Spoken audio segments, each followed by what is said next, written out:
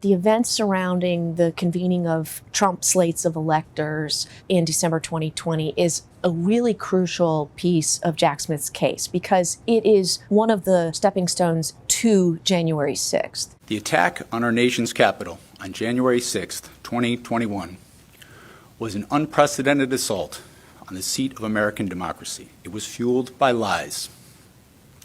Lies by the defendant, targeted at obstructing a bedrock function of the U.S. government, the nation's process of collecting, counting, and certifying the results of the presidential election. Jack Smith is effectively alleging that the pretext that Trump's lawyers gave the electors as well as the public at the time was a lie. People around Trump, including Rudy Giuliani, were telling the electors, this is only to preserve our legal recourse in the event that we succeed in some of the court cases that are still pending in these states. But what Jack Smith alleges and presents some evidence to support is that all along the campaign, its top lawyers and Trump himself intended to use these elector votes and certificates to thwart the proceeding on January 6th. And in fact, one of the charges that he's facing in the federal indictment is obstruction of an official proceeding. The government alleges deceit or trickery, and all of this played out in the open. It's all free speech. There was a Supreme Court decision,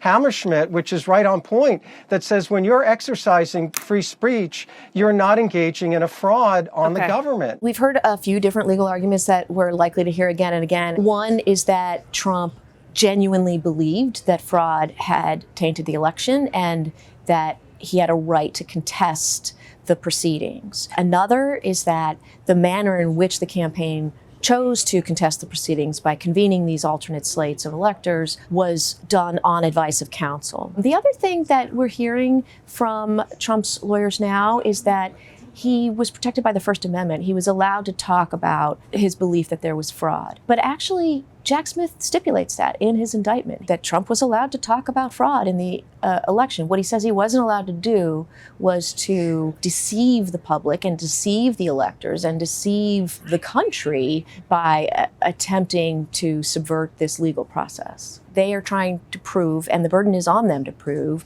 that Trump was one of the people who conspired to defraud the public and to defraud the United States. And that's a difficult burden because they're going to have to prove that Trump knew that what he was doing was not legal. And that's quite difficult.